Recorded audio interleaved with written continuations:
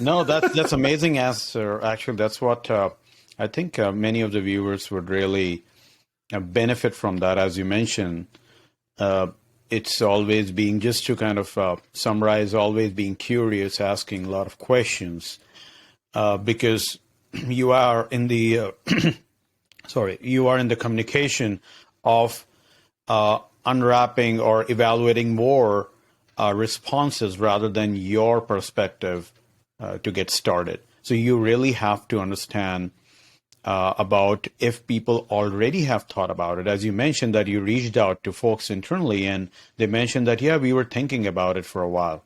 And this is a classic example which happens every time. When I reached out to people and they say, yeah, we were thinking about it. So sometimes you just need one sparking moment wherein to tie everyone together. One person who can say, okay, let's do it. And then there will be hundreds of people behind you. And you mentioned that how it transformed to a process and eventually it gave some business outcomes. So that is so important to just reach out.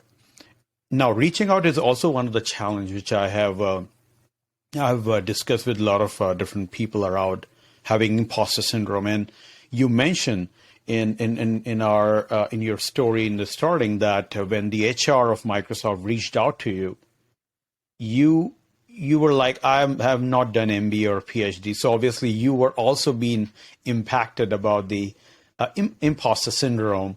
Not sure if you can really fit in or if you're doing, you know everything about it. So what's your suggestion about people who would like to initiate these opportunities, as you mentioned? However, still, imposter syndrome is real.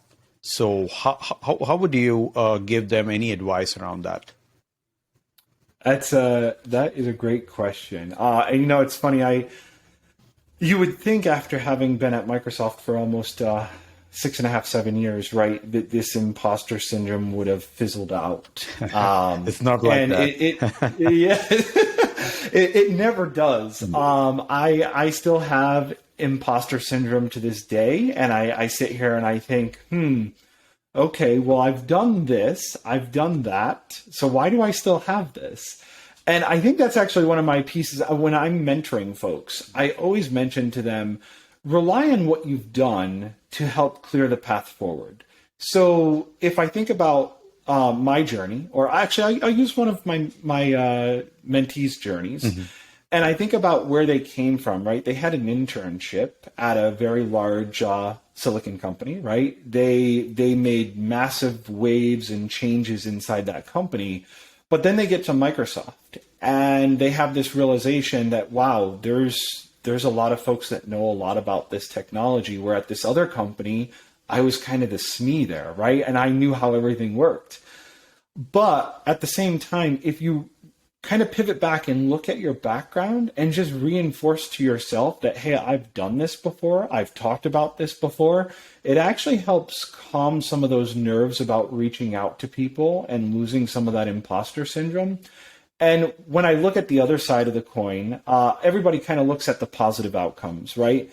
But for me, when I'm looking at a solution or a product, whether it's a product that we're going to bring to market or it's a solution, I look at what will not happen if we don't do this, right? And I think this is a great point from Brene Brown, Daring to Lead, which we all went through a program at Microsoft for Daring to Lead, and I'm a huge fan of her book. But that's one of the best books I've probably read in a few years. And it's a different change in your mindset and understanding what it is to be vulnerable. Be vulnerable with people, let them know your story. And it really helps to form a human connection. And again, those human skills, right? Empathy, being able to form empathy with that person. And I think you'll feel a little bit better about getting rid of that imposter syndrome.